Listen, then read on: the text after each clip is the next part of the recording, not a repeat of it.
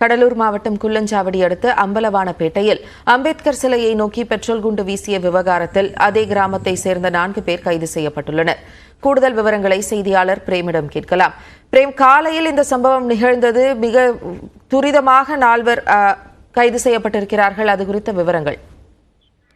Jennifer, Cuddalore மாவட்டம் குள்ளஞ்சாவடி அடுத்த அம்பலவானப்பேட்டை கிராமத்தில் ஊராட்சி மன்ற அலுவலக கட்டிடத்தின் அருகே ஒரு அம்பேத்கர் சிலை ஒன்று உள்ளது. இந்த அம்பேத்கர் சிலை மீது இன்று அதிகாலை அதே கிராமத்தைச் சேர்ந்த இளைஞர்கள் 2 இருசக்கர வாகனத்தில் 4 பேர் பெட்ரோல் குண்டு வீசியதாக கூறப்படுகிறது. இதனைத் தொடர்ந்து சத்தம் கேட்ட அக்கம் பக்கத்தினர் வந்து பார்த்தபோது பெட்ரோல் குண்டு அம்பேத்கர் சிலை மீது படாமல் பின்புறம் இருந்த சுவர் மீது பட்டது தெரிய வந்தது. தொடர்ந்து குள்ளஞ்சாவடி காவல்துறைக்கு தகவல் தெரிவிக்கப்பட்டு அவர்கள் சம்பவ இடத்தில் விரைந்து விசாரணை நடத்தியதில் அங்கிருக்கக்கூடிய சிசிடிவிகள் எல்லாம் ஆய்வு மேற்கொண்டதில் 4 இளைஞர்களை அதே கிராமத்தைச் சேர்ந்த 4 இளைஞர்கள் பிடித்து விசாரணை மேற்கொண்டனர். அந்த விசாரணையில் ஏற்கனவே அந்த ஊரில் 2 வெவ்வேறு சமூக இளைஞர்களிடையே ஒரு ஊர் பிரச்சனை என்பது எழுந்துள்ளது. அதற்கு பழிவாங்கும் நோக்கில் தான் அந்த இளைஞர்கள் அம்பேத்கர் சிலை மீது பெட்ரோல் கொண்டு வீசியிருப்பது தெரிய வந்தது.